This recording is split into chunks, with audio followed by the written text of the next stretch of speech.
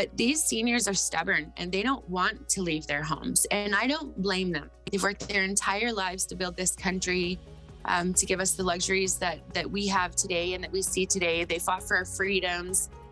And they deserve the respect of being able to make their own choices in where they live out their, what are supposed to be the best years of their lives, right?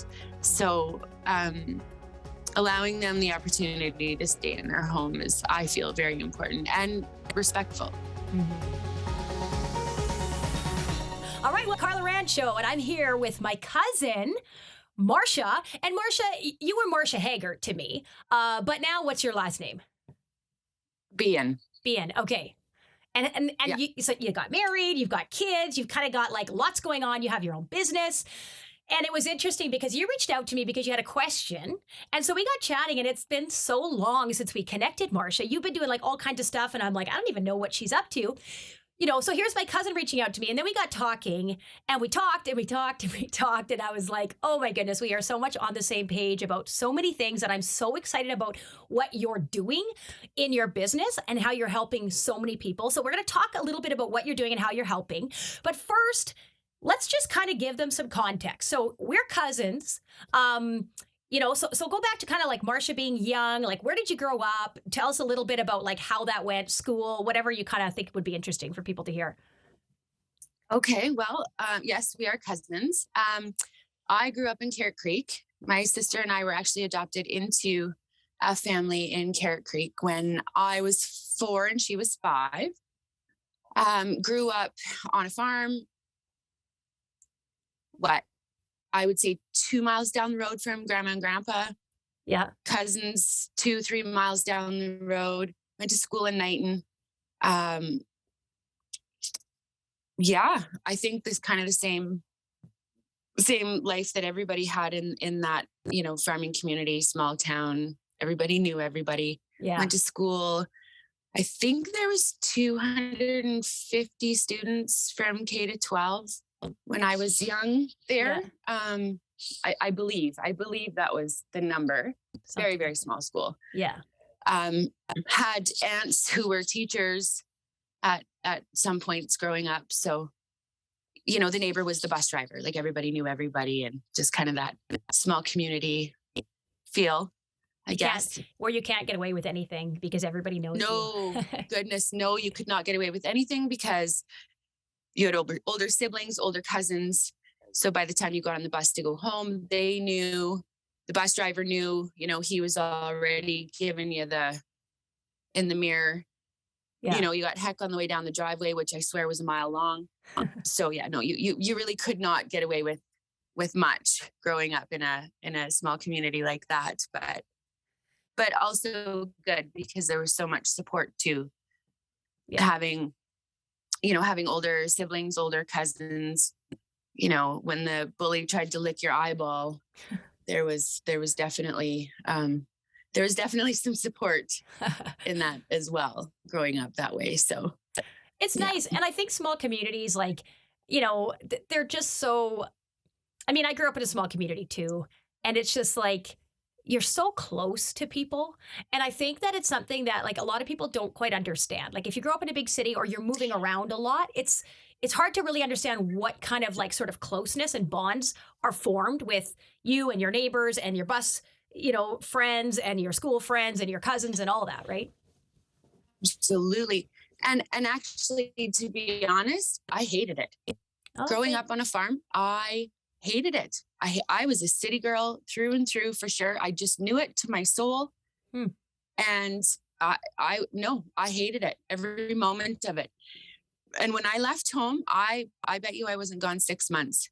And you really learn to appreciate that lifestyle once it's gone. Yeah. So I ended up raising my kids the same.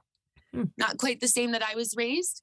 I didn't have a farm, but I raised my kids in the country, small community, small school, in the country, acreage, chores. Yeah. I raised my kids essentially the same way I was raised. So how did you get into... But with COVID and... I was going to say, how did you get into? Sorry, how did I get into the line of work I'm in? Yes. Well, that would be your grandmother. Yeah. So our uncle was sick. He had some heart problems and he was in the hospital, and he was in the hospital for about 2.5 months. I don't know if you remember that or not. Mm-hmm. He had pulled a tooth with fishing pliers. Anyways, so he was in the hospital for about 2.5 months. And I was there every day. I was very, very close with our uncle. And I was there every day. And grandma had come in and watched me with him and had pulled me aside and said, you know, you really need to be a nurse. And I said, Grandma, no, people bleed and they puke. And no, there's no way. And then she had come in again a couple weeks later and she said the same thing, but she said it more seriously. Like, I really think that you would be very, very good just watching you, the way that you look after your uncle, just watching you with him. I really think that's your calling. I really think you should look into it and pursue it. And again, I shut her down and said, no, Grandma, that's disgusting. I couldn't do it. Mm-hmm. I just couldn't. And then Riley started junior high and I was bored, to be perfectly honest, and going to the city 3 times a week to get my nails done was not me. I mean, I love Starbucks, but like that's not me. So I was not productively spending my time. Mm-hmm. So my neighbor actually worked at the nursing home and she said, well, why don't you come to work with us? And again, I said, no, like, I don't know how. Hats off to all y'all, but I don't think I could do it. So she said, well, just try. So I finally made up a resume. I took it in. They phoned me that afternoon, called me in for an interview. I went in for the interview and this lady's asking me these questions and I'm answering ridiculously in my mind. I don't know. I don't know what I would do if Mr. Jones's blood pressure was 204 over, I don't know. I don't know. I don't even know what my blood pressure is. It's probably pretty high right now, but I don't know the answer. And I just kept saying, I don't know. I'm sorry. I don't know. I don't know the answer. I don't know what I would do. And the interview was over. They thanked me for coming in. She phoned me the next afternoon and said, we would be honored to have you join our team. And I laughed and I said, no, you phoned Marsha back. And yeah, so I think you've just called the wrong person that you interviewed. And she said, I know exactly who I phoned and we would be honored to have you join our team. And I'm like, but why? I was so confused. And she said, because we appreciated your honesty. You know what your limits are. We know you'll ask for help. We know that if you can get over your own mindset around how horrific it is dealing with blood and vomit, and you have kids, so we don't understand, how you can't. Yeah. But so we know that you will learn everything you can and you will ask for help when you need to. And you're a clean slate. So we can essentially train you the way that we see fit, and kind of pull out your strengths. So I said, okay, well, I'll come. But I again, honestly, don't know if I'll make it through a shift. And I went and I cried every day in the tub room for like 3 months, every day, every shift I cried. And then, I don't know, I kind of got my bearings around it and loved it. So that was the start of my healthcare career, I guess, so to speak. So tell us, what are you doing now and why is it so, well, I don't have to answer this. Why is it so needed? I think as you share what you do, everyone will know that it's so needed. So what exactly are you doing now? It is. Yeah. Tell us. So 4 years ago, I started a private home care company.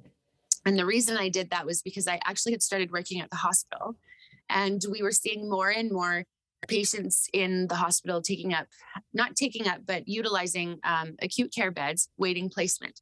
So there was no room in our nursing homes for people to go there. And, for an assortment of reasons, they weren't able to go home unsupported either. And we had sometimes patients waiting for 6, 7, 8 months for a bed. So now you're in a hospital taking up acute care beds, with nowhere to go, no support at home.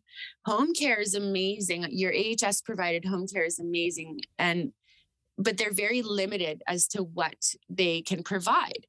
A, because it's government funded, and B, let's be honest, there's just not enough staff or hours in the day to be able to provide the range of care that's needed. So we were seeing a huge disconnect between, what people actually needed to be successful at home and what was out there, what was provided. And some of these people waiting placement for these long periods of time actually really just needed minimal help at home, and they would have been able to stay in their homes.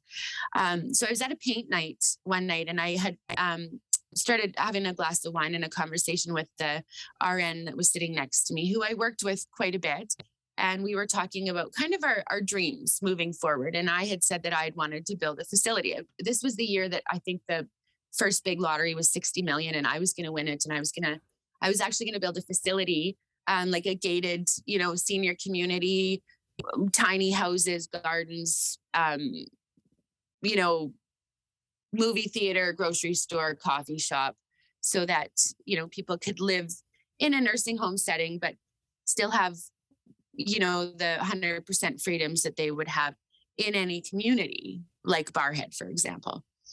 She thought that was a wonderful idea, but her dream was a little smaller to start. And she figured that starting a private home care company would be her first step, 100% supporting my dream. But maybe, starting a little smaller with private home care and assisting your AHS provided home care services would be a little more realistic if we didn't win the lottery. And I thought it was brilliant. I agreed wholeheartedly. And really from that moment on, our business was built. So I did start with a partner, Darlene. She's amazing. But she's got that analytical mind and the business mind. I never took any sort of business classes, accounting. It's not my thing. I don't do numbers. I don't do bookwork.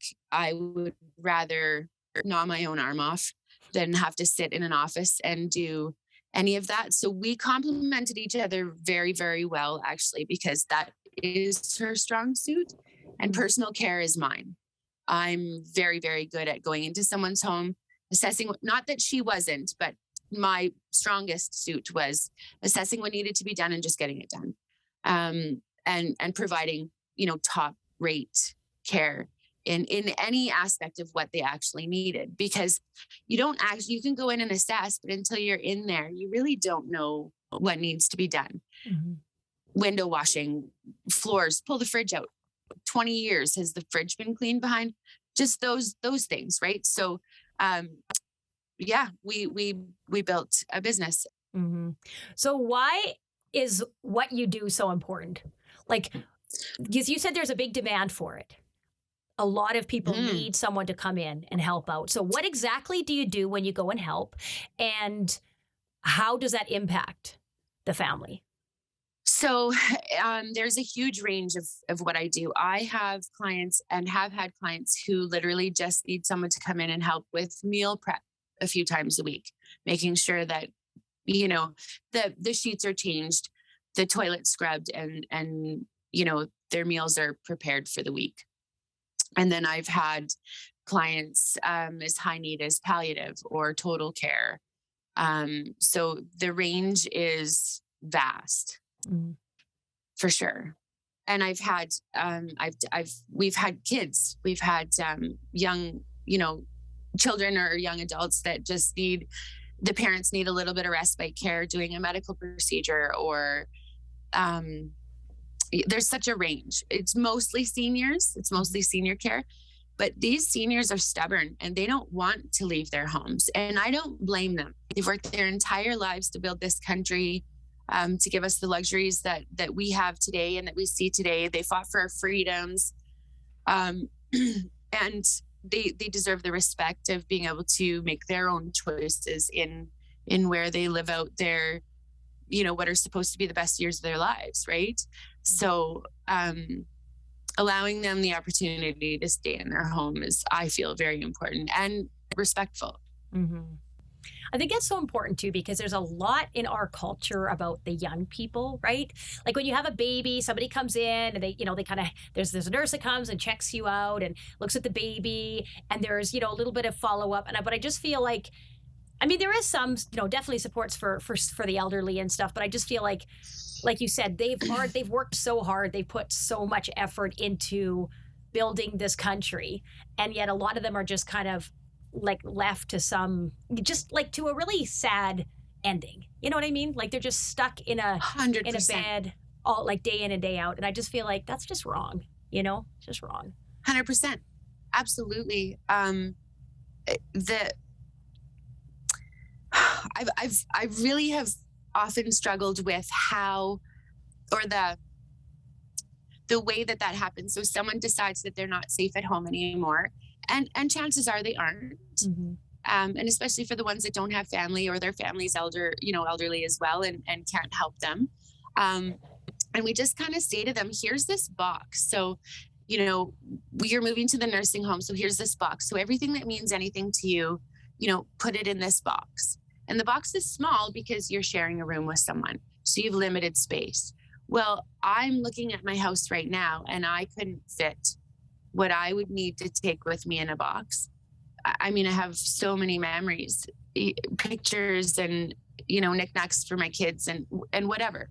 And then, some of these women have huge closets full of beautiful clothes.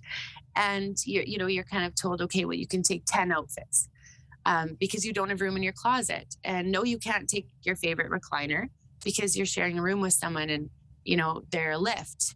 So there's no room in your room. So you're really essentially saying, I realize you worked so hard to build this beautiful home and to, fill it full of your comfortable things and memories, but you cannot bring them with you. And I get it. We can't take it to our grave. I get it. But when you're moving from your home into your next home, you want to bring home with you, and you can't because there's no room. Mm-hmm. So you're taking away their freedoms. You're taking away their, I have such an issue with that. Mm-hmm. And then you try to tell them that, this is their home, but it's really not. You say it's their home, but it's truly not their home, because if it was their home, they could make it their home, and they can't. Mm-hmm. And then you've got, infection control, issues as well. Well, no, you can't bring that recliner because it's cloth, not leather, and we can't disinfect it. You can't visit this person or that person. So many. Yeah. So just so many rules around moving them into their new home, which really is, it's an institution. It's a facility. Let's be honest. You can sugarcoat it all you want, but the reality of it is you're taking them from their home and you're putting them into an institution. Yeah. So you want to do better. You're saying we can do better. We just need, and so you are kind of like on that path to say, I want to help these people in their homes as much as possible. Let's keep them there as long as we can. Let's offer them whatever they need to have available so that they can have their best care. Yeah. Absolutely, 100%. And studies after studies after studies and studies and studies show that people always do better in their own homes, always. Mm-hmm. So with our healthcare system being overwhelmed, why are we not, as a society as a whole, why are we not pushing to keep people at home? They do better at home. They heal better at home. They emotionally do better at home. They're happier at home. They're comfortable at home. Why not let them be at home? Mm-hmm. Yeah, for as long as they possibly can. Because there is a time mm-hmm. where it's just no longer practical, mm-mm. potentially. Mm-mm. No? No.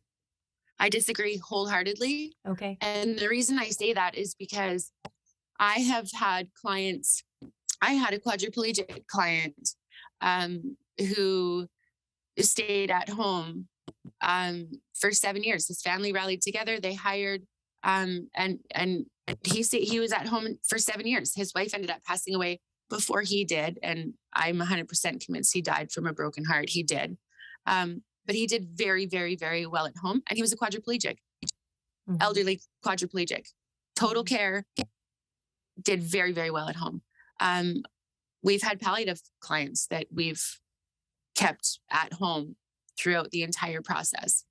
Their last wish was to pass at home, and we helped them fulfill their last wish. So it is possible for them to stay at home. It just takes work. Yeah, exactly. It takes more work. And that's why you reached out to me initially, because the nature of your work, like, it sounds, oh, this is so wonderful, look what Marsha's doing, but there's kind of an ugly side, like a sad side to it, right? Because you are with these people till the end in a lot of cases, and you have to say goodbye to them and their families. 100%. Yeah. And I actually, so the reason I reached out was because I was actually struggling with how to, in one instance, how to help so many different personalities in a family deal with the grief of losing their loved one. And with so many different personalities, I really was struggling with how I could help them. Because once my client passes away, my job isn't over. You don't just, okay, well, sorry for your loss, see you later, paycheck's done. So, good luck moving forward. My job doesn't end. My phone still rings. People still reach out. When you are with that family, sometimes 24 hours a day, it's impossible not to bond with them.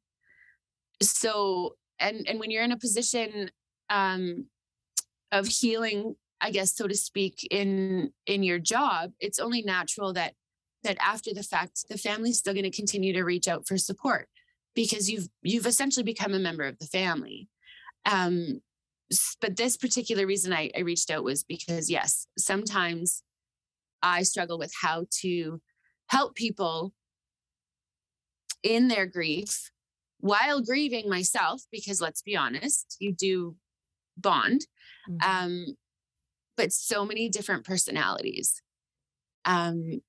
My dad's a farmer. So I get the farmer personality. I get the city kid personality, because for 5 minutes I was a city kid. I get the healthcare side of it. But I struggle sometimes with helping people with different personalities grieve, for sure. Yeah, and people always say that grief is so unique to each individual, and it is. 100%. So you can't just say, oh, do this, take this, read this, do this, and you'll be good to go. No, they have to grieve in their own way. They have to process it in their own way. And that's just the nature 100%. of it. And you're so, you care so much, Marsha. Like, I think that's the thing. And that's the hard thing to replicate, because you could get staff that come and work for you. But like you said, it's hard to find good staff because they need to care. They need to care. Yeah. You need to be in that job for any other reason other than a paycheck. If you're in healthcare for a paycheck, you are in the wrong industry. You're in the wrong business, because I don't know. I've seen it many, many, many times, and I don't know how. It's not the job that I would choose if I was just looking for a paycheck. That is for darn sure, but lots of people do. But I'm very passionate about what I do, and I'm very good at what I do. And I need that same passion on my team, because I have a very high expectation. I have a very high expectation. I treat every client like their family, how I would want my grandmother treated. Right? So I care for my clients the way that I would want someone to look after my grandmother. And I adore my grandmother. So I want the highest level of care for every client. So I do have high expectations. Absolutely. Yeah. And I think people are going to be listening, Marsha, and they're going to be like, oh man, that sounds really good. You're busy, already. But if somebody did want to learn more about what you do, because maybe they have a parent or maybe they themselves are getting elderly and they need help, where can they go, like, to find you or to find some sort of resources to kind of help them during this? Well, they can, anybody can reach out at any time. I am busy, you're right, but I will always get back to whoever has questions is the first moment I can. So my business name is actually Heritage Home Health in Barhead. I'm on Facebook. I'm on Instagram. I have an email account, marshabehan@hotmail.com or yahoo.com. People know you. I can connect us or connect them to you. It's very, very easy to find me. I'm not hiding anywhere. Yeah. And I will always answer to the best of my ability. And if I don't know the answer, I will say I don't know the answer. But I have an amazing support system here as well.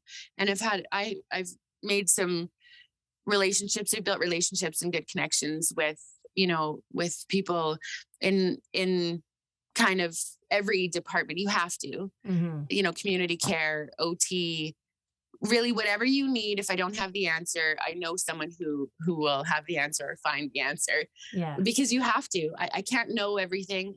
I'm only one person. I don't have 8 arms, but I'll find out for you. If it's somebody who's looking to get into this field, I'm very, very passionate about it. So you have to have thick skin if you're asking me questions about how to get into healthcare, because again, my bar is very high and I will be honest. So it's an amazing gift that our grandma gave me by pushing me in this direction. She was so right. It is my calling. We all have gifts, and this is mine. And I didn't see it, and grandma did. And I'm very, very grateful that she saw it and that she kept nudging. Yeah. Our grandmother, she's tiny, but she's got such a big presence, and she just kept nudging. And I'm very, very grateful for that, because I wouldn't have seen it. I wouldn't have pursued it. And really nobody else in my life saw it either. So for her to see it was quite a blessing. Yeah. That's nice though. And it's nice to have that, like, that the grandma can see. And I feel like grandmas do have that special place. And I feel like, the bond that a grandma has with her grandkids is very special. And it's kind of cool that you can share that. And I mean, the fact that it impacts you so much, but also that you're able to care for all these other grandmas and grandpas in a sense, right? Like how it just sort of carries on. And how you just said that quite a few times. I would want somebody to care for my grandma the way I'm going to care for other people. Like that's right. Made a huge impact on you in every way, right? It does. And it should. I think that I always kind of have in the back of my mind, I guess a motto of how I choose to live my life. And this is so important in my business. People might not remember your name, but they will always remember how you made them feel. And I live by that daily, because how many times have you been in a hospital where your nurse was phenomenal, like just absolutely amazing? You might not remember her name, but how many times have you been in a hospital where your nurse was rushed or gruff or short or impatient? Yeah, again, you might not remember their name, but you do remember how they made you feel. Yeah. And you have the ones that impact you in a positive way, and you have ones that and that's true for me even prior to being in healthcare. I remember one nurse at the University Hospital in the Mazankowski, who was, if I had to explain the situation, I would tear up, was amazing. One in the however many months we were in and out of the Mazankowski, one that was absolutely amazing. And I could pick her out of a lineup today still. Mm-hmm. One in how many months that we were in and out, there was one that stands out. Mm-hmm. That's not okay. Mm-hmm. We have to do better. That's not okay.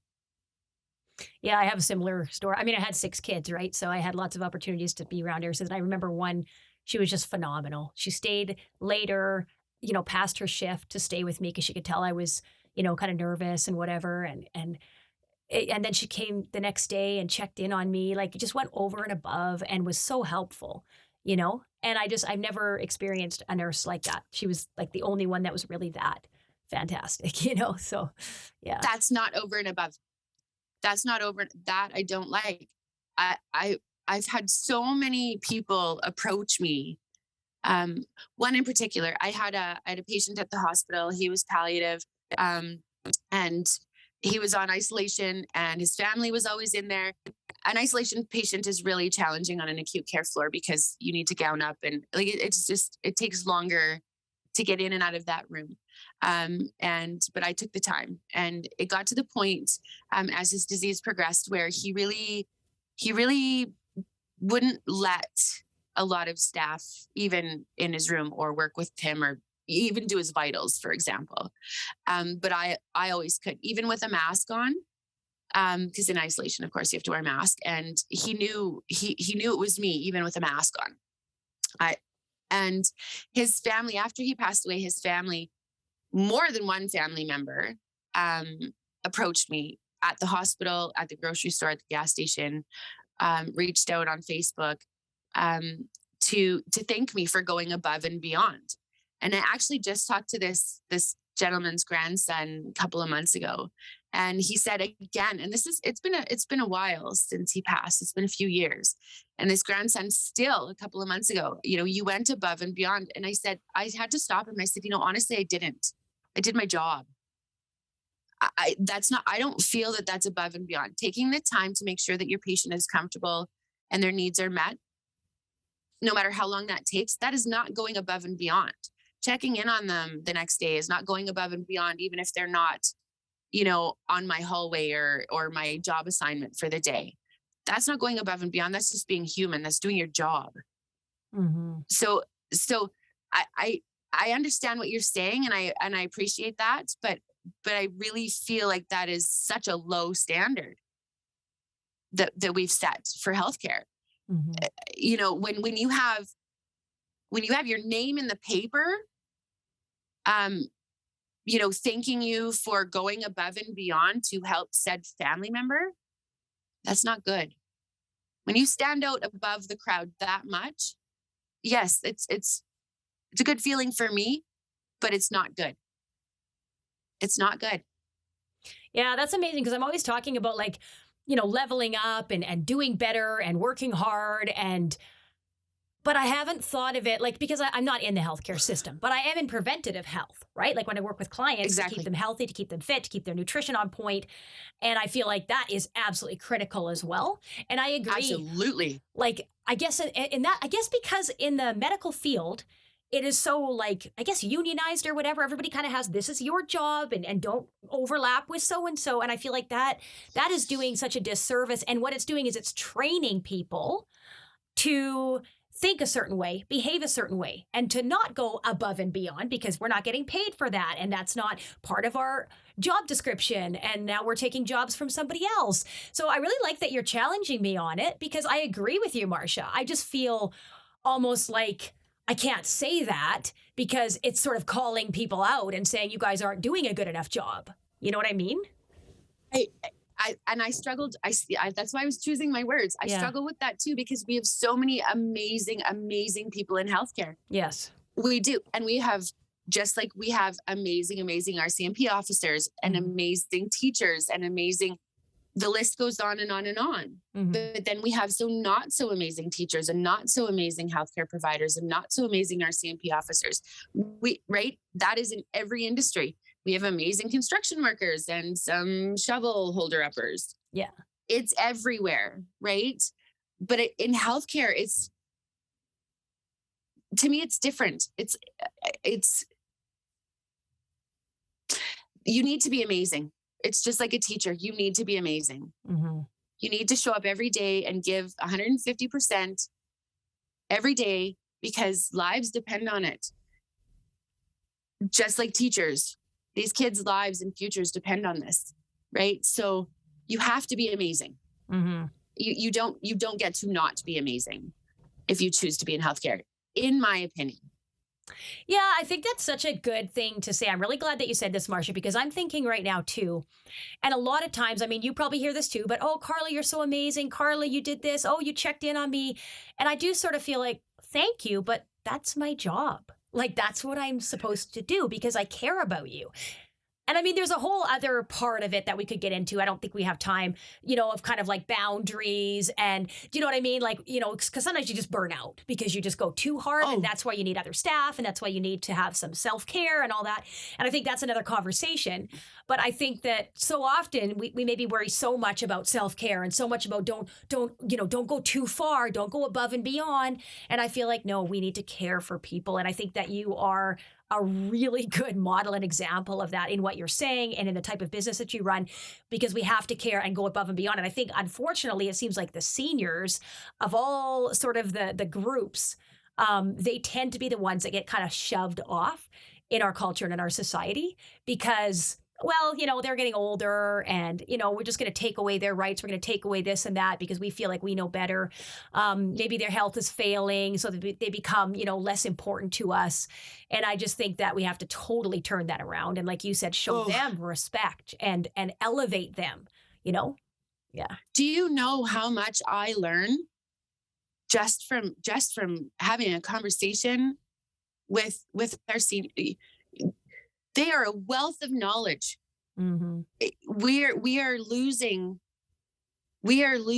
so much valuable information daily by losing our seniors. And you're right. Our society, and I had a conversation with my insurance broker when I was because I transport some of my clients. I needed the proper insurance. And I was talking with my broker. He's been my broker for like a long time. Yeah. And the way that he explained liability insurance, transporting a client, actually almost made me want to throw up. Because they are not contributing any longer. They are less valuable. It was horrific. So because they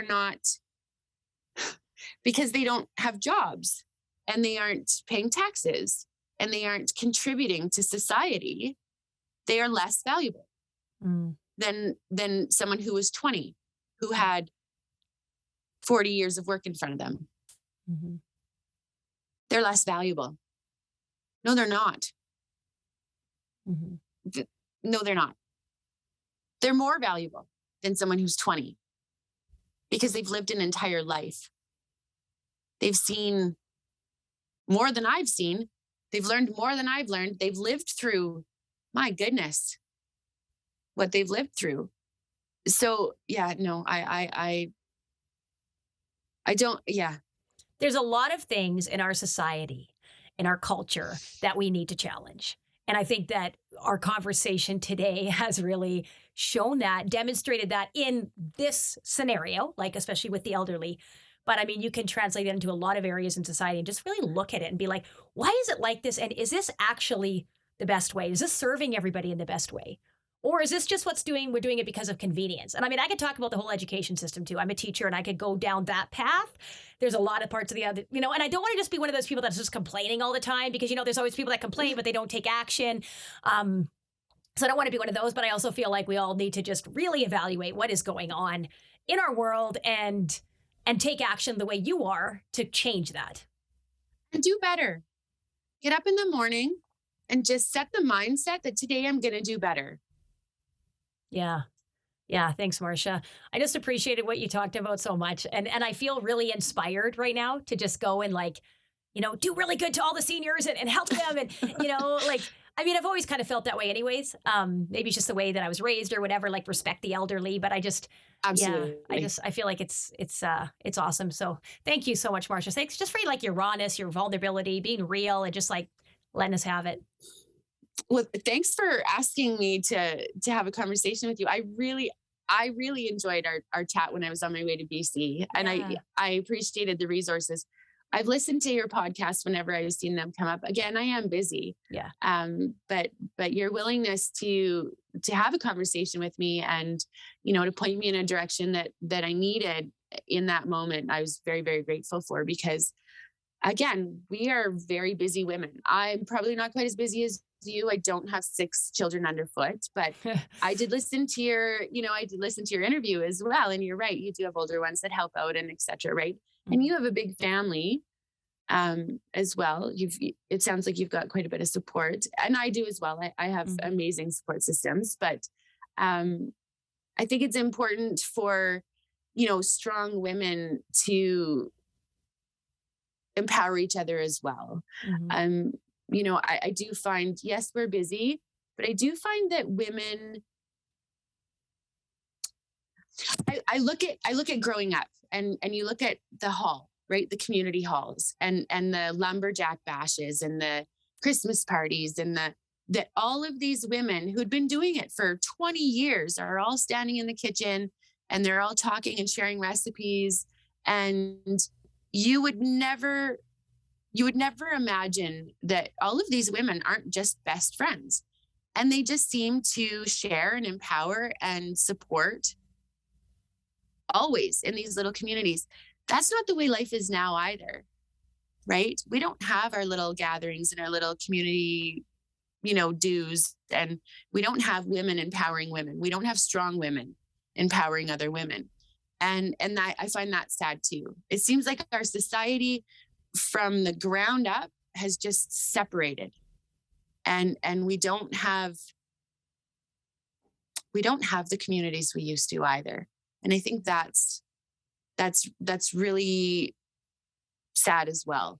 So to be able to reach out to another strong, successful, empowering woman and get the support that I needed in that moment, I'm very grateful for that as well. And I'm grateful that you felt, that was my pleasure. And I was grateful that you felt comfortable to just do that. And I just loved it. Probably helps that we're family. Yeah. Right. I'm not sure I would have had the confidence, to just reach out to a stranger. So it probably helps that we're family. Yeah. Awesome. Well, thanks so much, Marsha. Really good chatting with you. I appreciate you taking the time to do this interview, because I know, we're all busy. Oh, I know. No, for sure. But thank you so much for having me. It's so lovely to get to chat with you. It's been far too long. Yes, for sure. Thank you for tuning into the podcast today. I absolutely love that you joined us. I love being able to record these, and I love our guests. It's been so much fun. So thank you. Please like it, share it, comment, do all of the things that you feel like you want to do if you enjoyed this podcast. I really, really appreciate that. And this podcast has been brought to you by my company, Power Fitness Online. So everything that we do locally with our workouts, with our group nutrition coaching, and with all of the other fun events and stuff that we run, we put all of that online. So now you can access everything, even if you're not locally, don't live in our area. So my coaches and I and all my staff, the whole team, we are putting so much work into these workouts. We're filming 5 fresh workouts every single week so that you never have to do the same workout twice. We're also doing group nutrition and personal nutrition coaching so that you get exactly what you need. And you know what the best part is? It's the community. The absolute best part is just knowing that you have the support, that you have the encouragement, that you have everything you need to succeed. So go to powerfitnessonline.com.